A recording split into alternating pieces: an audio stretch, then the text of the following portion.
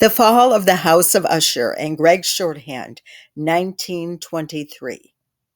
Edgar Allan Poe's The Fall of the House of Usher, 1839, was serialized in the Gregg Writer magazine from April through July 1923. These shorthand plates were not published in a separate Gregg publication. The shorthand matches the 1916 Gregg Shorthand Manual. The Fall of the House of Usher by Edgar Allan Poe. During the whole of a dull, dark, and soundless day in the autumn of the year, when the clouds hung oppressively low in the heavens, I had been passing alone on horseback through a singularly dreary tract of country, and at length found myself, as the shades of the evening drew on, within view of the melancholy house of Usher. I know not how it was, but with the first glimpse of the building, a sense of unsufferable gloom pervaded my spirit. I say unsufferable, for the feeling was unrelieved by any of that half pleasurable because poetic sentiment with which the mind usually receives even the sternest natural images of the desolate or terrible.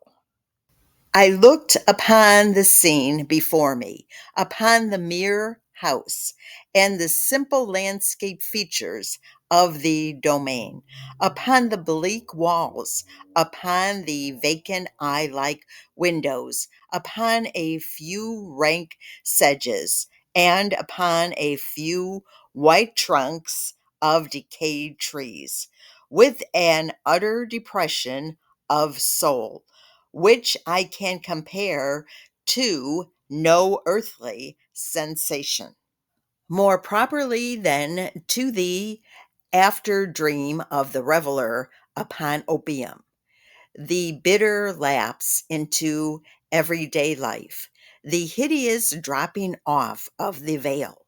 There was an iciness, a sinking, a sickening of the heart, an unredeemed dreariness of thought, which no goading of the imagination could torture into aught of the sublime.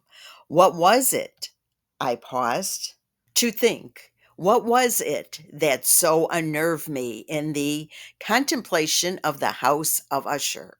It was a mystery, all insoluble, nor could I grapple with the shadowy fancies that crowded upon me.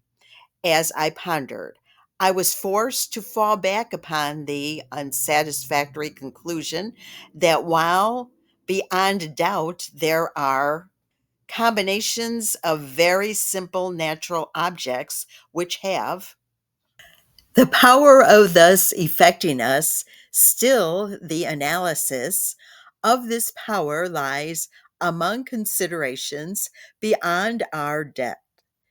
It was possible, I reflected, that a mere different arrangement of the particulars of the scene, of the details of the picture, would be sufficient to modify or perhaps to annihilate its capacity for sorrowful impression. And acting upon this idea, I reined my horse to the